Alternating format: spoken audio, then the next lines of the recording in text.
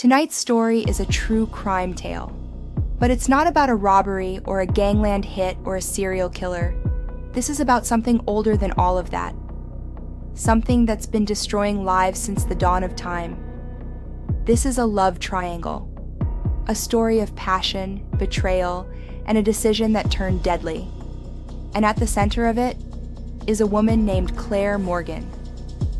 Claire was the kind of woman people noticed. Smart, magnetic, and married to Daniel Morgan, a respected contractor in the small lakeside town of Clearview. They'd been together 10 years. By all appearances, they were happy. But appearances can be deceiving. Enter Michael Kane. Michael was younger, charming, and had a reckless streak that seemed to ignite something in Claire. He met her when his company hired her to manage a renovation project. What began as small talk over floor plans turned into lingering looks and late-night texts. Within months, Claire and Michael were having an affair. They met in motels, in his car by the lake, even in the empty house Daniel was building for a client. Claire promised Michael she'd leave Daniel, but there was a problem. Divorce meant splitting assets. Daniel owned the company, and in a town like Clearview, reputations mattered. Claire didn't just want to leave Daniel, she wanted to be free and rich. That's when Michael said something that would change everything. If Daniel was gone, you'd have everything. Claire didn't answer right away, but days later. She brought it up again, and this time there was no hesitation. They began to plan. The plan was simple. Daniel's evening routine included checking on one of his remote job sites, a cabin under construction on the far side of the lake. Michael would be waiting in the dark, armed with a crowbar.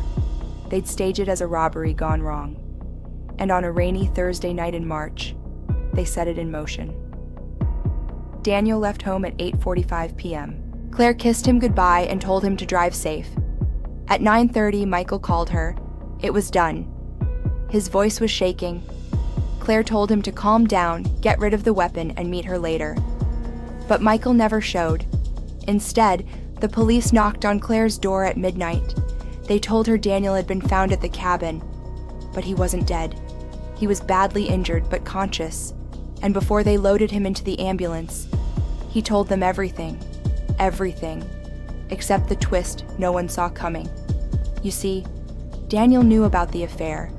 He'd known for months. And the night of the attack, he was expecting it. When Michael swung the crowbar, Daniel blocked it with his arm, fought back, and knocked Michael out cold. Then, instead of killing him, Daniel tied him up in the cabin and waited. When the police arrived, they found Michael on the floor and Daniel bleeding from his arm, but still standing. And here's where it gets darker. Daniel had set up a hidden camera in the cabin, recording the entire attack. He handed the footage to police and to his lawyer. In court, the footage sealed both their fates. Michael was charged with attempted murder, and Claire, she was arrested for conspiracy. During sentencing, the judge called it a crime born of arrogance and cowardice. Michael got 25 years. Claire got 20.